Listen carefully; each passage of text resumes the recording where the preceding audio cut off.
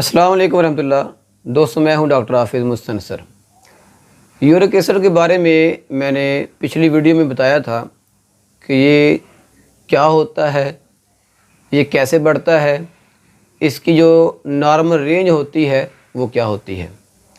आज की इस वीडियो में मैं आपको ये बताऊंगा कि अगर किसी का यूरिक एसिड जो है वो बढ़ जाए तो उसने कौन कौन सी होम्योपैथिक मेडिसिन का इस्तेमाल करना है, और इसके साथ साथ हमने ये भी देखना है कि जो होम्यो मेडिसिन होती है, क्या तमाम की तमाम मेडिसिन हम बग़ैर सोचे समझे हर ऐसे पेशेंट को दे सकते हैं जिसको यूरिक एसिड का मसला होगा।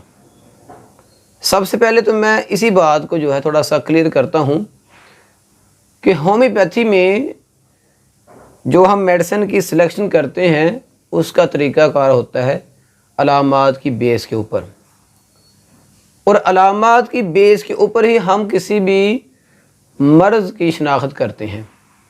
जैसे अगर कोई पेशेंट हमारे पास आता है, वो ये कहता है कि मेरे पाँव के जो जोड़ हैं, टुखने के जो जोड़ हैं,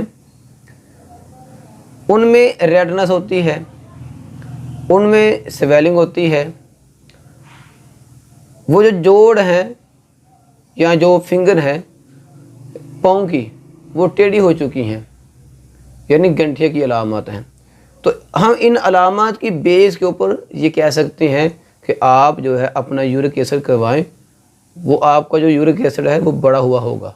जैसे हमने इस मर्ज़ की शनाख्त की है, सेम इसी तरह सेम तरीका है कि अगर कोई पेशेंट हमें ये आके बोलता है कि मेरे पाँव की जो उंगलियां हैं, जो जोड़ हैं, उनमें रेडनेस है, उनमें स्वेलिंग है, उनमें गंठे की अलामत हैं, पेन है, तो हमने क्या करना है, इन तमाम अलामत की बेस के ऊपर एक मेडिसिन की सिलेक्शन करनी है।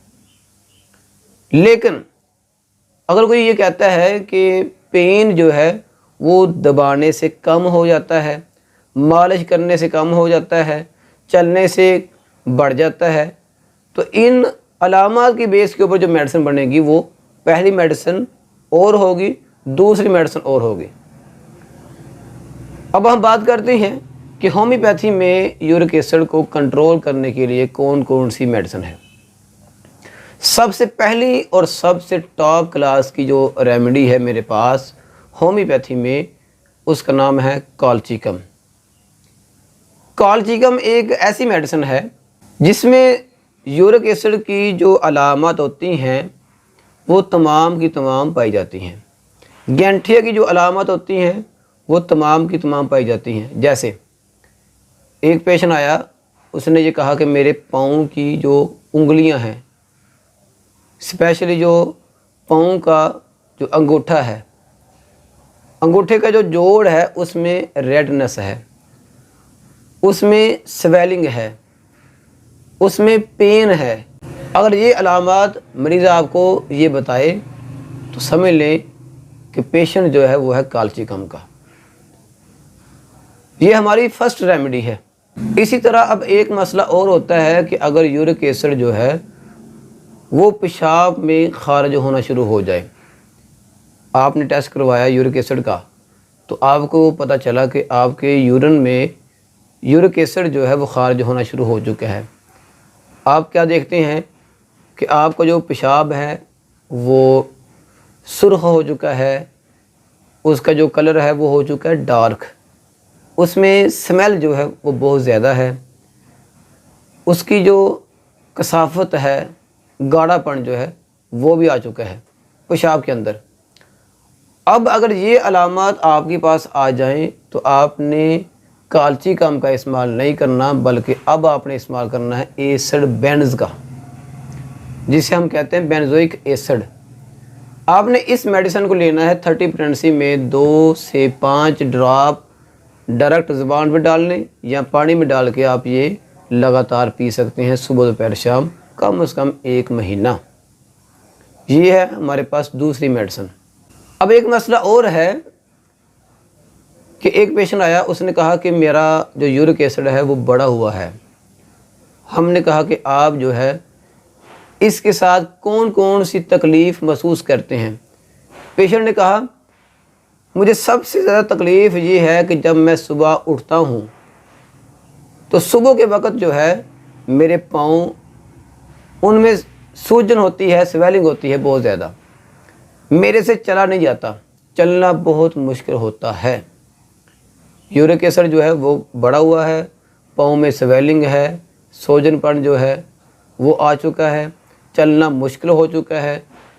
अब हमने क्या करना है, हमारे पास एसर बेंज भी है, कॉल्चिकम भी है, लेकिन हमने इस्तेमाल करनी है लिडमपाल। ये तीसरी मेडिसिन है जो यूरिक एसिड के लिए बहुत ही अच्छी है और इसके साथ जो जो अलामत आती हैं उसके लिए भी बहुत ही कमाल की रेमेडी है। आपने इसका भी 30 पोटेंसी में इस्तेमाल करना है। आपने 2 से 5 ड्रॉप डायरेक्ट ज़ुबान पे डालने हैं या पानी में डालकर सुबह दोपहर शाम आपने इस मेडिसिन को इस्तेमाल करना है।